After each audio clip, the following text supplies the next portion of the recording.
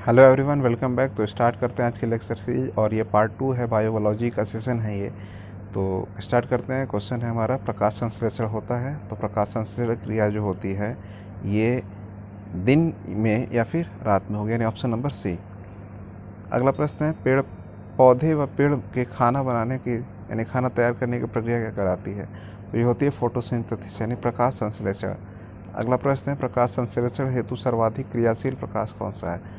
तो पिछले क्लास में हमने बताया था कि नीला रंग क्या होता है, सर्वाधिक क्रियाशील, यानी ऑप्शन नंबर सी।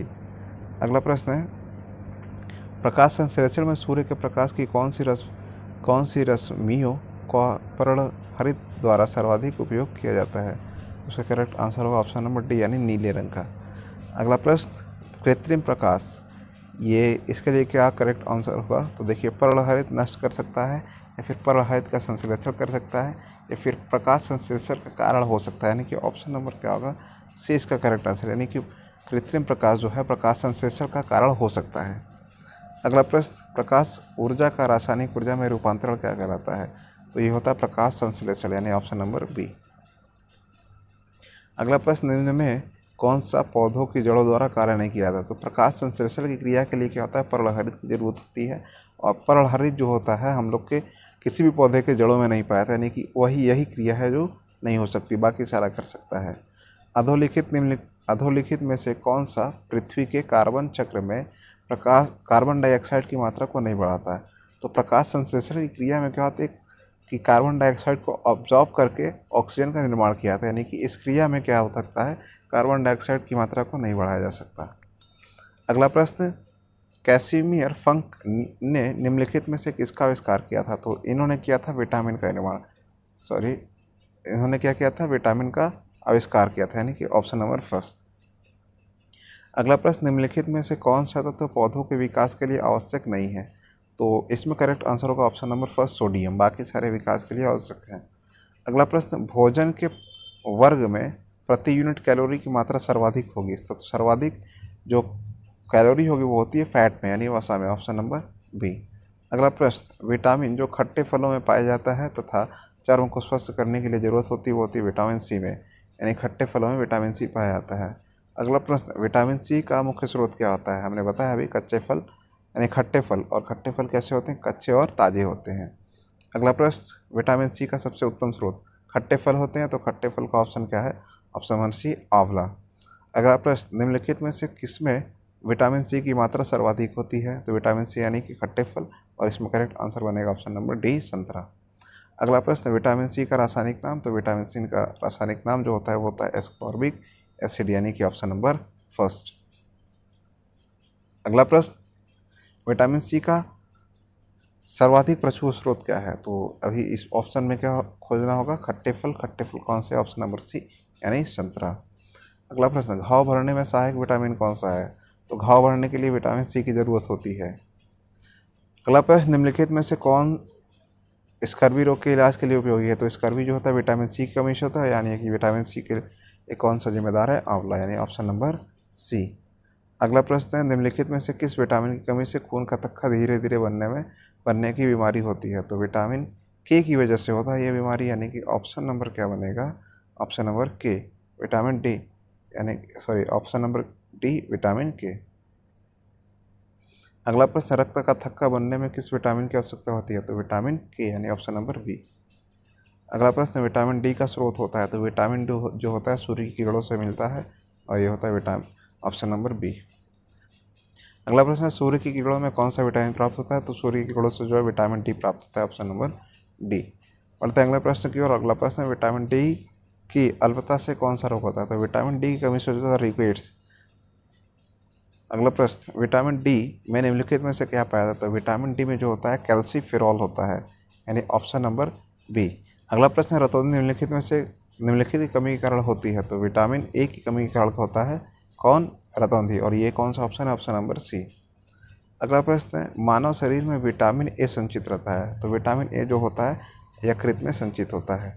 अगला प्रश्न, निम्नलिखित में से किसमें विटामिन ए की मात्रा अधिक होती है? तो विटामिन ए जो है लाल फलों में होते हैं, तो ये ऑप्शन नंबर क्या है, ऑप्शन नंबर क्या है, ऑप्शन नंबर बी।